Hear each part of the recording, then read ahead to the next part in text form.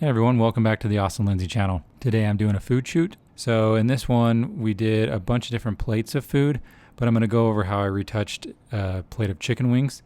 So for the lighting on this one, I have a softbox. It's about a 30 by 36 inch softbox. It's being lit up by a 400 Pro. And then I'm using a 5-in-1 reflector as bounce. And I'm also using this big window we're shooting by as some fill light whenever needed. The camera I'm using is a Canon 5D Mark III, and then I'm shooting through a 50mm 1.4 lens, but I'm shooting at about f/14. All right, here's the post-processing process for this image. By the way, you might hear my cat roaming around in the background or meowing or something, so you'll have to kind of deal with that. So I'm going to just see what areas, I'm going to push J on the keyboard to see which areas are dark, and it just looks like it's kind of these shadowy areas down here, and I'm going to bring them up a little bit. So if you tap on a word, you can then use the plus or minus keys on your keyboard to bring up that value up or down. So that looks pretty good. I'm going to scroll down here to lens corrections, and I'm going to tick those all. That way it makes it look nice and uniform. And for the Lightroom, that looks like it's pretty good. I've done all the white balance and everything to a card, so that's all good. So I'm going to hit Command E and open this up in Photoshop. All right, when I have this open up in Photoshop, what I'm going to do is duplicate the layer just in case I mess up on something. And then I'm going to go through, so we want to get rid of this curvy part. So the first thing I want to do is just try and lasso tool it, and then see if I can content aware fill that. What I'll usually try and do is do the easiest step in Photoshop to see if it'll fix it itself, because Photoshop's getting pretty good. And if that doesn't work, I'll try a more manual process. A lot of the times too is it'll do a decent job, and then I can go in and just kind of fix up some of the stuff that wasn't great. So here I'm gonna go through and put this on maybe 20%, and I'm using the cloning tool to kind of bring that out. And then I'll go back here and clone this so we have kind of our corner of the shadow. And that looks pretty decent. I'll go back up to about 70% and just kind of add in some of this texture, just kind of randomize it. What I'll do is randomly grab different sample points, and then that way I don't have a repeating pattern. And then here in the blurry-ish areas, I'll kind of go and put some texture in, and that seems pretty good.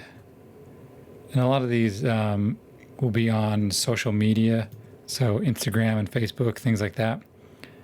So they're not going to be printed or super high resolution, so some of these things aren't going to be noticed. And a lot of times you won't even notice them because you're not looking at them. Hopefully they're more or less just not a distraction, because we're hoping they'll just notice the plate of food. So when I zoom out, that looks fairly decent. I might just add some more texture down in here from random spots. Whoops. And that looks pretty good. Then I'll take the spot healing tool and I'll heal out some of these. Whoops. And then I want to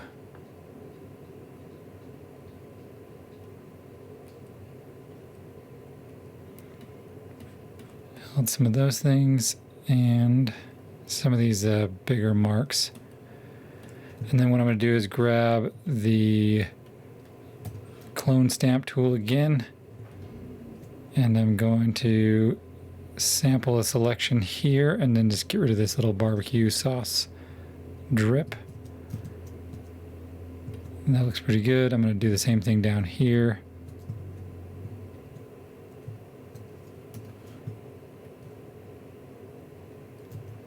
And then make the brush smaller. And get rid of this little piece.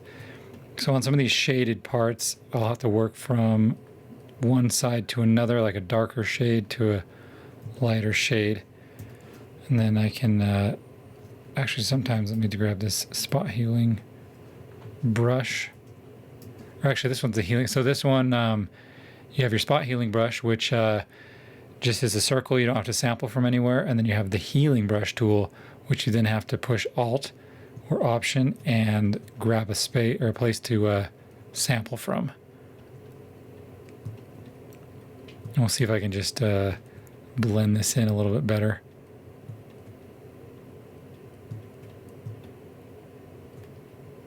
That's looking pretty decent.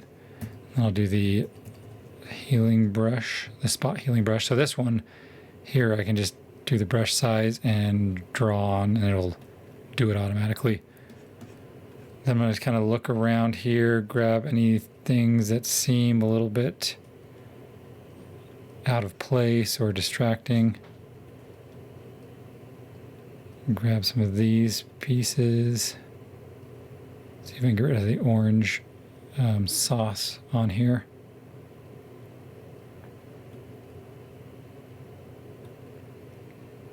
And that looks pretty good. And then I get kind of nitpicky on some of the stuff that doesn't even matter, like just these little spots here. This little spot, which will never be noticed, but if I'm already zoomed in this far, I might as well fix it, because, you know, why not? Get rid of some of this orange in there. Get rid of some of these specular highlights. We were shooting by the windows, so some of that is showing through on here. And then get rid of some of these little things.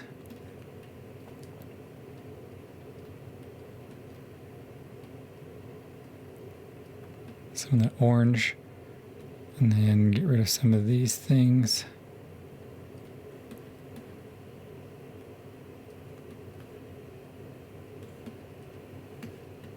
And that looks pretty good. Get rid of some of these weird spots.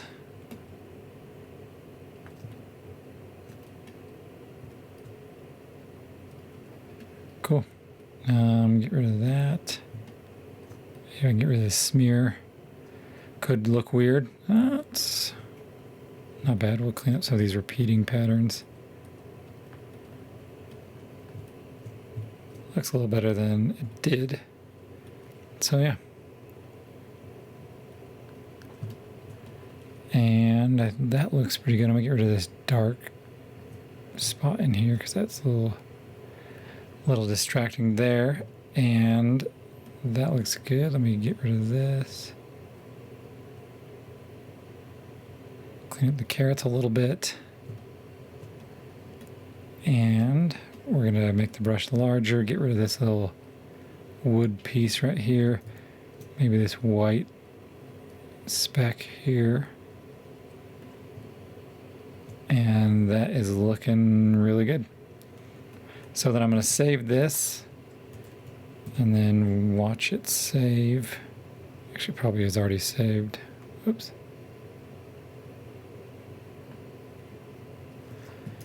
Now that that's saved, I'm going to go back to Lightroom, and then everything looks pretty good in Lightroom. So what I'm going to do is say touch the word, and I can bump the texture just a little bit, and then maybe go to 15,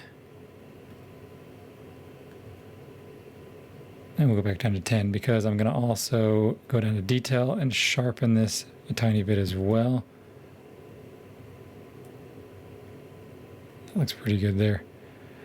And yeah, and then I hit the number 7 key on my keyboard because that changes it to yellow. So 1 through 5 are stars, 6 through 9 are colors, and then there's a blue one you have to go and select its own self.